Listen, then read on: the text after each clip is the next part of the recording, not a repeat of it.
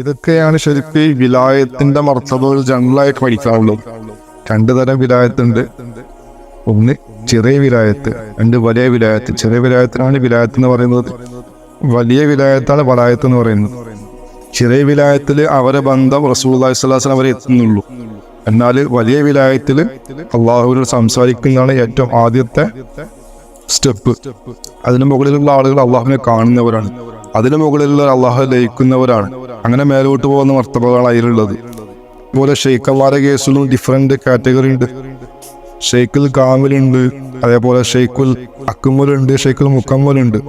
അപ്പോൾ ഷെയ്ഖുൽ കാമിൽ എന്ന് പറഞ്ഞു കഴിഞ്ഞാല് ശരീഅത്തിന്റെ വിഷയത്തിൽ കാമിലാണ് അവര്.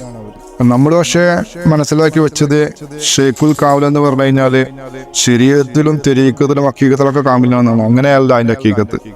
പക്ഷെ നമുക്കതിന്റെ അപ്പുറത്തേക്കുള്ള ഔലിയാക്കളെ പരിചയമോ അറിവോ ഒന്നും ഇല്ല എന്നതാണ് വിഷയം, അല്ലെങ്കിൽ ഈ ഫീൽഡിനെ കുറിച്ച് അവഗാഹം ഇല്ല എന്നതാണ് വിഷയം.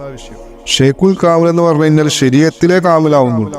ഒരു ശരീഅത്തിന്റെ വിഷയത്തിൽ കാമിലാണ്, പരിപൂർണരാണ്. അതേപോലെ ഷെയ്ഖുൽ അക്മലാണെങ്കിൽ അവർ തെരീഖത്തിന്റെ വിഷയത്തിലാണ് കാമിൽ, തെരീഖത്തിൽ കാമിലാണ് അവര്. അവർക്ക് കാമിൽ ശരീഅത്തിനേക്കാളും ഉന്നതരായിരിക്കും അവർ കാമിൽ തെരീഖത്ത്. മൂന്നാമത്തെ വകുപ്പ് ഷെയ്ഖുൽ മുക്കമ്മലാണ്, അവരേറ്റവും പരിപൂർണരാണ്, ഹഖീഖത്തിന്റെ വിഷയത്തിൽ പരിപൂർണരാണ് അവർ. അപ്പോൾ ഡിഫറൻ്റ് ആണ് ഇവര്. ഇപ്പൊ ഷെയ്ഖുൽ മുക്കമ്മലും ഷെയ്ഖുൽ കാമിലും അതേപോലെ ഷെയ്ഖുൽ അക്മലൊക്കെ തമ്മിൽ വ്യത്യാസങ്ങളുണ്ട്, അവരെ പവറും വ്യത്യാസമുണ്ട്. ഷെയ്ഖുൽ കാമിലായ ആളുകൾക്ക് ശരീഅത്തിന്റെ വിഷയത്തിൽ വളരെ അവഗാഹം ഉണ്ട്, എന്നാൽ തെരീഖത്തിന്റെ വിഷയത്തിൽ വളരെ വലിയ അവഗാഹം ഇല്ല. അതിന്റെ പേരിൽ അവരെ വാർത്തെടുക്കുന്ന മുരീദന്മാർക്ക് അധ്വാനം കൂടുതൽ വേണ്ടി വരും. അവരെ അധ്വാനിപ്പിക്കും, അവരെ കൊണ്ട് ധാരാളം ഇബാദത്ത് ചെയ്യിപ്പിക്കും. കാരണം ഇവിടെ സംഭവിക്കുന്ന എന്താണ്, ഷെയ്ഖുൽ കാമിൽ 100 പ്രകാശങ്ങൾ ഇഷ്ടം പോലെ ഉണ്ട്, പക്ഷെ ഒരുപാടൊന്നും ഇല്ല. മുരീദന്മാർക്ക് വെറുതെ ഫ്രീ ആയി കൊടുക്കാൻ മാത്രമുള്ള പ്രകാശം ഇല്ല. അതിന്റെ പേരിൽ മുരീദന്മാർക്ക് സ്വന്തമായി പണിയെടുക്കേണ്ടി വരും, ഇബാദത്ത് ചെയ്യേണ്ടി വരും. എങ്ങനെയാന്ന് വെച്ച് കഴിഞ്ഞാൽ സാധാരണ ഒരു മുരീദ് അല്ലെങ്കിൽ ഒരാള് അയാള് പഠിക്കുന്നുണ്ടെങ്കിൽ, കോളേജിൽ പഠിക്കുന്ന വ്യക്തിയാണെങ്കിൽ അദ്ദേഹത്തിന്റെ ഉപ്പ ദരിദ്രനാണ്. അപ്പൊ മോനോട് പറയാണ്, ഈ ഒരു കാര്യം ചെയ്യ്, എനിക്ക് തന്നെ പഠിപ്പിക്കാനുള്ള കപ്പാസിറ്റി ഒന്നും ഇല്ല, അത്ര വലിയ ധനം എന്റെ കയ്യിലില്ല, നീ സ്വന്തം പണിയെടുക്ക് പാർട്ട് ടൈം ആയിട്ട്, എന്തായാലും അതുകൊണ്ട് നീ പഠിച്ചോ എന്ന് പറയാണ്. അതേപോലുള്ള പരിപാടിയാണ് ശരീഅത്ത് കാമിലിന്റെ കീഴിലുള്ള മുരീദന്മാരുടെ അവസ്ഥ. പക്ഷെ അത് അവരറിയുന്നില്ല എന്നുള്ള വിഷയമാണ്. അതൊന്നും തെറ്റ് എന്നല്ല പറയുന്നത്, പക്ഷെ മനസ്സിലാക്കാൻ എങ്ങനെ പറയുന്ന ആവശ്യമാണ്. അതേപോലെ ശരീഅത്ത് അക്മൽ എന്ന് പറഞ്ഞു കഴിഞ്ഞാൽ തെരീഖത്തിലുള്ള മശായിഖന്മാരാണ്. അവര് തെരീഖത്തിൽ വളരെ സ്ട്രോങ് ആണ്, വളരെ പവർഫുൾ ആണ്. അത്തരക്കാരൊക്കെ ഒരുപാട് 100 ഉണ്ടാവും. അതുകൊണ്ട് തന്നെ അവനവന്റെ മുരീദന്മാർക്ക് അവര് 100 വെറുതെ കൊടുക്കും, ഇബാദത്ത് കൊണ്ടല്ല കൊടുക്കുന്നത്. പക്ഷെ ഇബാദത്ത് കൊണ്ടും കൊടുക്കും, രണ്ടും ഉണ്ടാവും ഇവിടെ. എങ്ങനെയാന്ന് വെച്ച് കഴിഞ്ഞാൽ ശരീഅത്ത് കാമിലാണെങ്കിൽ ഒരു മുരീദിന് 97.5% അധ്വാനിക്കേണ്ടി വരും. 2.5% ഷെയ്ഖന്മാര് അവരെ കണ്ണുകൊണ്ട്, നസറ് കൊണ്ട്, ദൃഷ്ടി കൊണ്ട് കൈമാറും. എന്നാൽ കാമിൽ തെരീഖത്തിന്റെ വിഷയത്തിൽ അങ്ങനെയല്ല. കാമിൽ തെരീഖത്ത് എന്താ ചെയ്യാ, അവര് 97.5% അവരെ ദൃഷ്ടി കൊണ്ട് കൈമാറും. ബാക്കി 2.5% മുരീദിന് അധ്വാനിക്കണം.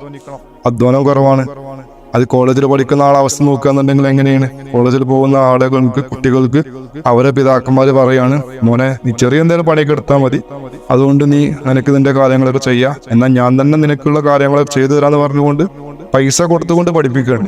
അവന് ചെറുതായിട്ട് ശ്രദ്ധിച്ചാൽ മതി. എന്നാൽ ഇതിനേക്കാളും മുകളിലുള്ള മക്കാമാണെന്ത്, ഷെയ്ഖുൽ മുക്കമ്മല്.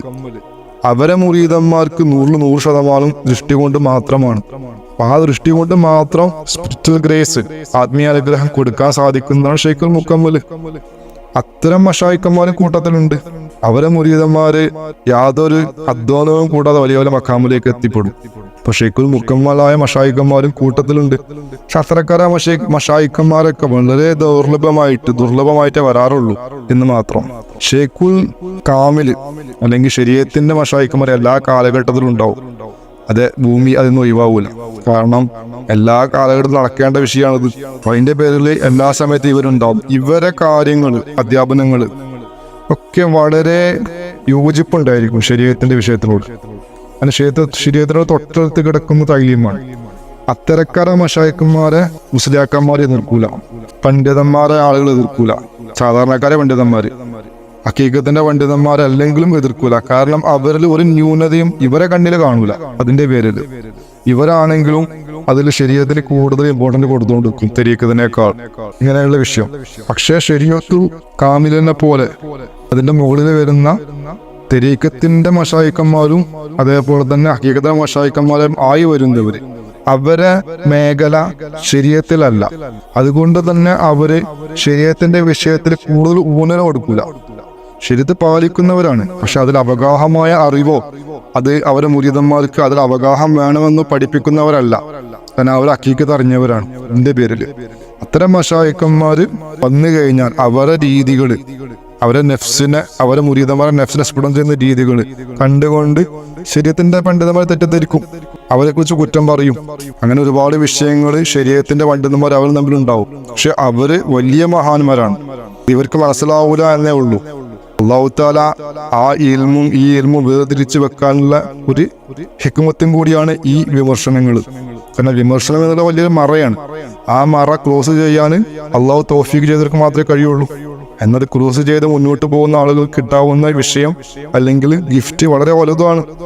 അപ്പോ ഈ റൂഹാനിയത്തില് ഒരു മുരീദിന് ഷെയ്ഖ് ചെയ്ത് കൊടുക്കേണ്ട വലിയ ഗിഫ്റ്റ് എന്താണ്? ദാക്കിറെ കൽബി ആക്കി തീർക്കലാണ്. കാരണം ദാക്കിറെ കൽബി ആക്കുമ്പോഴാണ് ഷെയ്ഖ് കുട്ടിയെ ജനിപ്പിക്കുന്നത്. നമ്മള് ഒരു മാതാവ് പിതാവ് കുട്ടിയുടെ പിതാവാവുന്ന പോലെ, അല്ലെങ്കിൽ മാതാവുന്ന പോലെ ആത്മീയതയിൽ പിതാവാവണം എന്നുണ്ടെങ്കിൽ ഈ കുട്ടിയെ ജനിപ്പിക്കണം. അല്ലെങ്കിൽ എന്ത് പിതാവാണ്? ആ കുട്ടി ജനിക്കുക എന്നുള്ള പ്രതിഭാസം എന്ന് പറഞ്ഞു കഴിഞ്ഞാൽ ദാക്കിറെ കൽബിയാക്കി തീർക്കലാണ്. ഒരാൾ ദാക്കിറെ കൽബിയായി തീർന്നില്ലെങ്കിൽ അദ്ദേഹത്തിന്റെ പിതാവല്ല ഈ ഷെയ്ഖ്. അത്തരക്കാർക്ക് പിതാവെന്ന് പറയാൻ പറ്റൂല. പിതാവാവണമെങ്കിൽ ഇതാണ് നിബന്ധന. പക്ഷെ ഇതൊന്നും അറിയാതെ ഈ തൈലീം മുമ്പുണ്ടായിരുന്നു. പിൽക്കാലത്തിൽ ഈ തൈലീമില്ല, പക്ഷെ അതിന്റെ ബാഹ്യമായ രൂപം ഫോളോ ചെയ്ത് പോയ ഒരുപാട് കൂട്ടക്കാരാണ് ഇന്ന് കാണുന്ന ഈ തസൂഫിന്റെ പല മശായിക്കന്മാരും അവരെ മുരീദന്മാരും. അതിന്റെ ബാഹ്യമായ രൂപം നിലനിന്ന് പോകുന്നുണ്ട്. അവിടെ ദിക്റുണ്ടാവും, ദിക്ർ ഹൽക്കകളുണ്ടാവും, ബയ്യത്തുണ്ടാവും, എല്ലാം ഉണ്ടാവും. പക്ഷെ റൂഹാനിയത്തില്ല. അപ്പൊ നമുക്ക് റൂഹാനിയത്തുള്ള ഒരു തസൂഫാണ് ആവശ്യം. റൂഹാനിയത്തുള്ള തസൂഫ് എന്ന് പറഞ്ഞു കഴിഞ്ഞാൽ ദാക്കിറെ കൽബികളാക്കി തീർക്കുന്ന മശായിക്കന്മാരാണ് നമുക്ക് ആവശ്യം. അതല്ല എങ്കിൽ നമുക്ക് നിലവിലുള്ള മശായിക്കന്മാർ എന്ത് ചെയ്യണം? നമ്മൾ അങ്ങനെ ആക്കി തരണം. അല്ലെങ്കിൽ നമ്മൾ അത്തരക്കാരിലേക്ക് പറഞ്ഞയക്കണം. അത്തരക്കാർ അവർ തിരിച്ചറിയണം. അത് പറഞ്ഞ ഇത് രണ്ടിലും സാധ്യമല്ലാത്ത ആളെന്താണ്? ഈ വഴിയിൽ പ്രതിബന്ധമാണ്. അത്തരം മശായിക്കന്മാരെ പിന്തുടരുന്നതിലൂടെ തസൂഫിൽ നമുക്ക് അള്ളാഹുൽ എത്തിച്ചേരാൻ കഴിയില്ല. നമ്മൾ സ്വയം കുറ്റക്കാരാണ്. കാരണം ഇത് അധ്യാപനം ഖുർആന്റെ തന്നെയാണ്, നമ്മളെ അധ്യാപനമല്ല, ഒരു ഷെയ്ഖിന്റെ അധ്യാപനമല്ല. പക്ഷെ ആ ആയത്തിന്റെ അർത്ഥം ഇന്നതാണെന്ന് പറഞ്ഞു തരാൻ വ്യക്തമായി ഒരാൾക്ക് സാധിച്ചില്ല. അതാണ് വിഷയം. സൂറത്തുൽ കഹ്ഫിൽ 18-ാമത്തെ ആയത്തായ വസ്ബിർ നഫ്സക മഅല്ലദീന യദ്ഊന റബ്ബഹും ബിൽ ഗദവാതി വൽ അശീ യുരീദുന വജ്ഹഹു വലാ തഅദു ഐനാക അൻഹും തുരീദു സീനത്തുൽ ഹയാത്തി ദുനിയ വലാ തുതി മൻ അഗ്ഫൽനാ ഖൽബഹു അൻ ദിക്രിനാ എന്ന് പറയുന്ന സ്ഥലത്ത് യാതൊരുവന്റെ കൽബ് നമ്മുടെ ദിക്റിനെ വിട്ട് അശ്രദ്ധമാക്കിയിട്ടുണ്ടോ അത്തരക്കാരെ നിങ്ങൾ എന്ത് ചെയ്യാൻ പാടില്ല, നിങ്ങൾ പിന്തുടരാൻ പാടില്ല എന്ന് അള്ളാഹു പറയുന്നതിന്റെ അർത്ഥം ഇന്നതാണ് എന്ന് പറഞ്ഞ് മനസ്സിലാക്കി തരാൻ ഒരു ഷെയ്ഖും എണീറ്റ് വന്നില്ല. കാരണം അവർക്ക് ആ ദാക്കിറെ കൽബി എന്താണെന്നോ ദിക്റെ കൽബ് എന്താണെന്നോ അറിയില്ല. അതാണ് വിഷയം. പിന്നെ എന്ത് തസൂഫാണ് അവർ പഠിപ്പിക്കുന്നത്? ഇനി അറിവില്ല എങ്കിൽ എനിക്ക് അറിവില്ല, അങ്ങനെ ആയേക്കാം എന്ന് പോലും പറയാൻ അവരെന്ത് ചെയ്യില്ല, അവർ സൂക്ഷ്മത അനുവദിക്കുന്നില്ല. സൂക്ഷ്മത പോലും ഇല്ലാത്ത ആളുകളാണ്. അള്ളാഹുവിന്റെ ഹിദായത്തിന്റെ വഴിയിൽ ഒരു മുരീദിന്റെ ജീവിതം തകർക്കുന്നവരാണ് അവർ.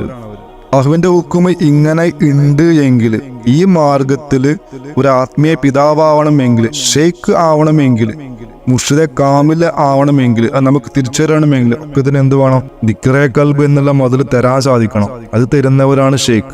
അത് തരുന്നവരാണ് വലിയ അള്ളാഹുവിന്റെ അധ്യാപനാണത്. ഇനി ഇതിന് വേണമെന്നെങ്കിൽ ഹദീസ് ഞാൻ തെളിവ് കാണിച്ചു തരാം. ഒരു ഹദീസിൽ റസൂലുള്ളാഹി സ്വല്ലല്ലാഹു അലൈഹി വസല്ലം പറയുന്നുണ്ട്, സഹാബത്ത് വന്ന് ചോദിക്കുന്നുണ്ട് റസൂലുള്ളാഹിനെ, അള്ളാഹുവിന്റെ റസൂൽ ആരാണ് അള്ളാഹുവിന്റെ ഔലിയാക്കൾ എന്നുള്ളത്. ആ സമയത്ത് റസൂലുള്ളാഹി പറയുന്ന ഒരു മറുപടി ഉണ്ട്. ആ മറുപടി പല തസൂഫിന്റെ കിതാബിലും രേഖപ്പെടുത്തി കിടക്കുന്നുണ്ട്. പക്ഷെ അത് ഹഖീഖത്ത് ആർക്കും മനസ്സിലായിട്ടില്ല. എന്താ റസൂലുള്ളാഹി ഉത്തരം പറഞ്ഞത്? ആരെ കാണുമ്പോഴാണ് അള്ളാഹുവിനെ ഓർമ്മ വരുന്നത് അവരാണ് അള്ളാഹുവിന്റെ ഔലിയാക്കൾ. ഈ ആയത്തിന്റെ തഫ്സീറാണ്. ഈ ആയത്തിന്റെ തഫ്സീർ ആദ്യം പറഞ്ഞിടത്ത് റസൂൽ തന്നെയാണ്, വേറെ ആരുമല്ല. എന്നാൽ ആയത്തും മനസ്സിലായില്ല, തഫ്സീറും മനസ്സിലായില്ല. അതാണ് വിഷയം. റസൂൽ പറഞ്ഞ ഈ ആയത്ത് ഈ ആയത്തിന്റെ തഫ്സീർ അത് ജനങ്ങൾ മനസ്സിലാക്കിയത് എങ്ങനെയാണ്? ജനങ്ങളെ കുറ്റം പറഞ്ഞിട്ട് കാര്യമില്ല, അവർക്ക് അറിയില്ല.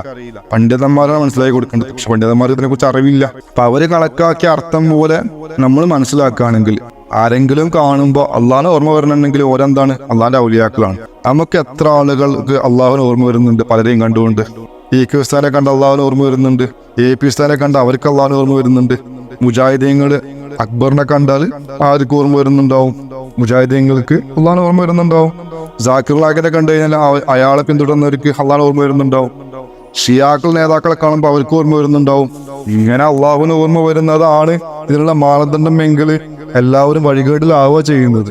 കാരണം അവരവര് മനസ്സിലാക്കി അള്ളാഹുവിന് ഓർമ്മ വരുന്നത്, അതാണ് ഹഖീഖത്ത്. അപ്പോ ഇത് ഈ രീതിയിൽ നമ്മൾ പറയുന്ന സമയത്ത് ചില മൗലിയാക്കന്മാര്, തസൂഫിന്റെ മശായിഖന്മാർ എന്ന് പറയുന്ന ആളുകൾ പറയും, അങ്ങനെയല്ല അതിന്റെ അർത്ഥം.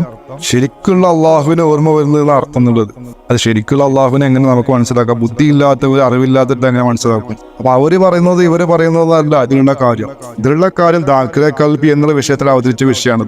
അള്ളാഹു ഖുർആനില് വലാ തുദ്ദിഉമൻ അഗ്ഫൽനാ ഖൽബഹു അൻ ദിക്റനാ എന്ന് പറയുമ്പോൾ ദാഖിലെ കൽബികൾ അല്ലാത്തവരെ നിങ്ങൾ പിന്തുടരാൻ പാടില്ല എന്ന് പറയുമ്പോൾ റസൂലുള്ളാഹി റിപ്പീറ്റ് ചെയ്ത് മനസ്സിലാക്കി കൊടുക്കുകയാണ് സഹാബത്തിന്.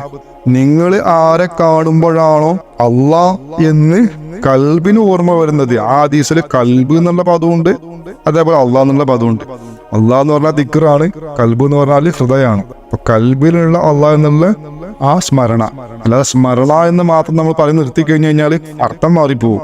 കൽബിന്റെ ഭാഗം നമ്മൾ ഹൃദയം എന്ന് ഉപയോഗിച്ചാൽ ചിലപ്പോൾ അർത്ഥം ചിന്തയിൽ ഓടണമെന്നില്ല. അതൊക്കെ ഷെയ്ത്താന്റെ ചില തന്ത്രങ്ങളാണ്. അതിന് വശംവദരായി പോയി ഈ പണ്ഡിത സമൂഹം. അപ്പോ നമ്മൾ പറയുന്നത് അള്ളാഹുവിന്റെ റസൂൽ പറഞ്ഞ അർത്ഥം എന്താണ്? നിങ്ങൾ ആരെ കാണുമ്പോഴാണോ നിങ്ങളെ കൽബില് അള്ളാഹ് എന്ന് ഓർമ്മ വരുന്നത്, ഓർമ്മ എന്നല്ല, നിങ്ങളെ കൽബില് അള്ളാഹ് എന്ന ദിക്ർ വരുന്നത്, ഒരള്ളാന്റെ ഔലിയാക്കള്. ഇപ്പൊ നിങ്ങളിത് വെച്ച് പരീക്ഷിച്ച് നോക്കി, ഏതെങ്കിലും വലിയുടെ അടുത്ത് പോയിട്ട് അവര് വലിയാണെന്ന് വാദിക്കുന്നുണ്ടെങ്കിൽ, ഷെയ്ഖ് എന്ന് വാദിക്കുന്നുണ്ടെങ്കിൽ, നിങ്ങൾ ആവശ്യപ്പെടേണ്ട വിഷയം എന്താണ്? അള്ളാഹുവിന്റെ ഖുർആനിൽ ഇങ്ങനെ പറയുന്നുണ്ട്, ഹദീസിൽ ഇങ്ങനെയും പറയുന്നുണ്ട്, ഞാനിങ്ങനെ ഒരു തസൂഫിന്റെ ഇൽമും കേട്ടിട്ടുണ്ട്, അതുകൊണ്ട് എനിക്കിത് ആവശ്യമുണ്ട്. എന്റെ കൽബിൽ നിങ്ങൾ എന്ത് ചെയ്യണം? അള്ളാഹു എന്നുള്ള ദിക്ർ ഇൻസ്റ്റാൾ ചെയ്ത് തരണം. അങ്ങനെ ചെയ്തു തരാൻ പറ്റുമെങ്കിൽ നിങ്ങൾ എന്റെ ഷെയ്ഖാണ്, അല്ലെങ്കിൽ ഷെയ്ഖല്ല, നിങ്ങൾ എനിക്ക് അനുസരിക്കാൻ പറ്റൂല, ചെയ്തു തരാൻ പറ്റും ചോദിക്കാം. പറ്റും എന്ന് പറയുകയാണെങ്കിൽ അവര് പറയുന്ന ലിമിറ്റ് നമ്മളവിടെ താമസിച്ച് സ്വഭാവത്തിൽ ഇരിക്കണം നിർബന്ധമാണ്. പക്ഷെ അവർക്കത് സാധിച്ചില്ല എങ്കിൽ വ്യക്തമായി മനസ്സിലാക്കണം, ഇതാരല്ല, അള്ളാഹുവിന്റെ വലിയല്ല. പക്ഷെ അവർക്ക് സാധിപ്പിച്ചു തരാൻ സാധിച്ചെങ്കിൽ അവരെന്താണ്? അള്ളാഹുവിന്റെ വലിയാണ്. തെളിവ് എന്താണ്? ഖുർആനും ഹദീസും. ഈ തെളിവ് നമുക്ക് സപ്പോർട്ട് ഉണ്ട്. മറ്റുള്ള കേസിൽ എന്ത് തെളിവാണുള്ളത്? നിങ്ങൾക്ക് എന്ത് തെളിവാണത്? നിങ്ങൾ പിടിച്ച ഷെയ്ഖാണുള്ളത്, എന്ത് തെളിവാണ് നിങ്ങൾക്കുള്ളത്? ഒരുപാട് ലോജിക്കിന്റെ തെളിവുണ്ടാവും, അല്ലെങ്കിൽ നിങ്ങൾക്ക് ഒരുപാട് വിശദീകരിക്കാനുണ്ടാവും. ഖുർആൻ തെളിവുണ്ടാവോ? ഇല്ല. പക്ഷെ ഈ ഖുർആനിലുള്ള ഈ തെളിവ് ധരിച്ച് നിങ്ങൾക്ക് ഇത് വ്യക്തമായി ഖുർആന്റെ അധ്യാപനത്തിലൂടെ തന്നെ ഞാൻ പോകുന്നെന്ന് ഉറപ്പിക്കാൻ പറ്റും. ഒരു ഷെയ്ഖ് എന്ന് പറയണമെങ്കിൽ മിനിമം എന്താവണം? ദാഖിലെ കൽബി ആക്കി തരാനുള്ള പ്രാപ്തി അവരിൽ ഉണ്ടാവണം.